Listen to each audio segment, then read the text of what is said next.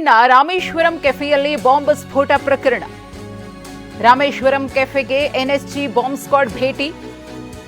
Bomb blast ಆದ ಸ್ಥಳದಲ್ಲಿ ಪರಿಶೀಲನೆ ತೀವ್ರಗೊಂಡಿದೆ. ರಾಮೇಶ್ವರಂ ಕೆಫೆಗೆ ಎನ್ಎಸ್ಜಿ ಅಂದ್ರೆ ನ್ಯಾಷನಲ್ ಸೆಕ್ಯೂರಿಟಿ ಗಾರ್ಡ್ ಅಧಿಕಾರಿಗಳು ಕೂಡ ಬಂದು ಪರಿಶೀಲನೆಯನ್ನ ಮಾಡ್ತಿದ್ದಾರೆ. ಇಂಚಿಂಚು ಜಾಗವನ್ನ ಕೂಡ ಪರಿಶೀಲಿಸುತ್ತಿದ್ದಾರೆ. ತಡರಾತ್ರಿಯೇ ಐಬಿ ಅಂದ್ರೆ ಕೇಂದ್ರ ಗುಪ್ತಚರ ಇಲಾಖೆಯ ಅಧಿಕಾರಿಗಳು ಕೂಡ ಬಂದು ಪರಿಶೀಲಿಸಿದ್ರು. ಇದೀಗ ಎನ್ಎಸ್ಜಿ ಟೀಮ್ನ ಅಧಿಕಾರಿಗಳು ಕೂಡ ಬಂದು ಪರಿಶೀಲಿಸಿದ್ದಾರೆ. ಚಿಕ್ಕ ಚಿಕ್ಕ ವಸ್ತುಗಳನ್ನ ಕೂಡ ಅಲ್ಲಿ ಕಲೆಕ್ಟ್ ಮಾಡುವಂತಹ ಕೆಲಸ ಆಗ್ತಾ ಇದೆ. ಪ್ರಕರಣದ ಗಂಭೀರತೆಯನ್ನ ಪರಿಗಣಿಸಿ ಈ ಒಂದು ವಿಚಾರದಲ್ಲಿ ಎಲ್ಲ ಆಯಾಮಗಳಲ್ಲೂ ಕೂಡ ತನಿಖೆಯನ್ನ ಮಾಡಲಾಗ್ತಾ ಇದೆ. ರಾಮೇಶ್ವರಂ ಕೆಫೆ ಕುಂದಲಹಳ್ಳಿ ಗಮನಿಸ್ತಾ ಇದ್ದೀರಿ.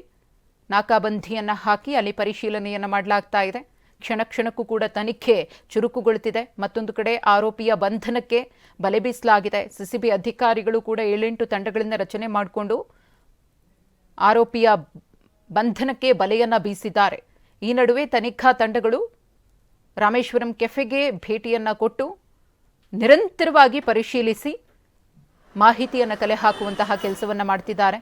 ನಿನ್ನೆ ಮಧ್ಯಾಹ್ನ 1 ಗಂಟೆ ಸುಮಾರಿಗೆ ಸಂಭವಿಸಿದಂತಹ ಸ್ಫೋಟ ಇಡೀ ಬೆಂಗಳೂರನ್ನ ಬೆಚ್ಚಿ ಬೀಳಿಸಿತ್ತು. ಇಡೀ ರಾಜ್ಯದಲ್ಲೇ ಆತಂಕಕ್ಕೆ ಕಾರಣವಾಗಿದೆ.